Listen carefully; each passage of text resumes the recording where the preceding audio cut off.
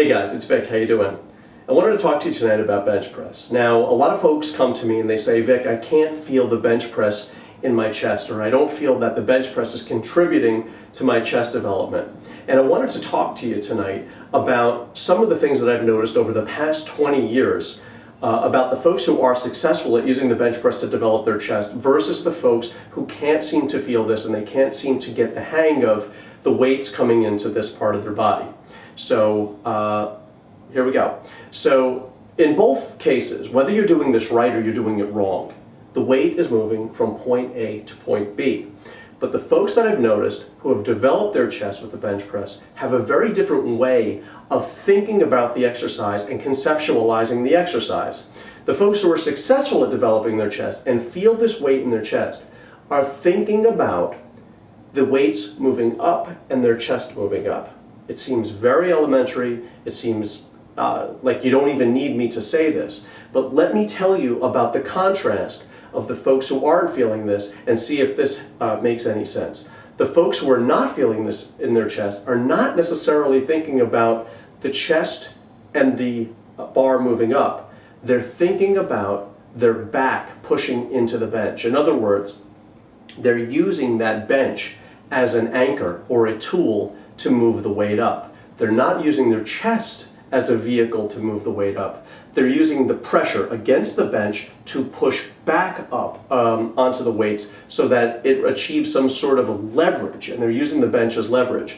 When a person's doing the bench press right for their chest, I'm not talking about putting tons of weight and trying to max out and stuff like that, you almost don't feel the bench below you. It's sort of a side note, you know? Your chest is involved in this, the weights are moving up, and you're focused on pushing the weight up.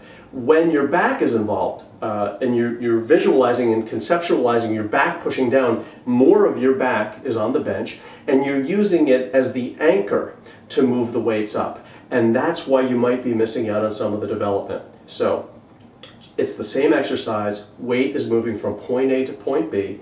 It's just a matter of how you visualize this. Now, the other thing is, if you want to kind of get into the rhythm of this, sit at the edge of your bench, and I want you to just do this movement a few times, right? Sort of arch your back a little bit, and keep your shoulders and traps relaxed, and think about the chest coming up, right?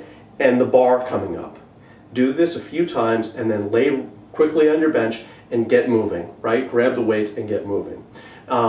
That should make a big difference, even though it's a couple of just a couple of repeat movements to kind of get the sense of how you're going to do this. It's kind of like a rehearsal, right? You're going to feel this motion, and then you're going to lay down and do it. As compared to if I'm against the bench like this, I'm using this to push up, and of course I'm not going to achieve the development. So sometimes it's just a little matter of perspective of how you're viewing the exercise that can really make a huge difference. I hope this helps. I wish you guys all the best. Peace, love, and muscles. Visit me on Facebook, and also visit me at www.vicsnatural.com, and I look forward to your comments and questions. All the best. Peace, love, and muscles.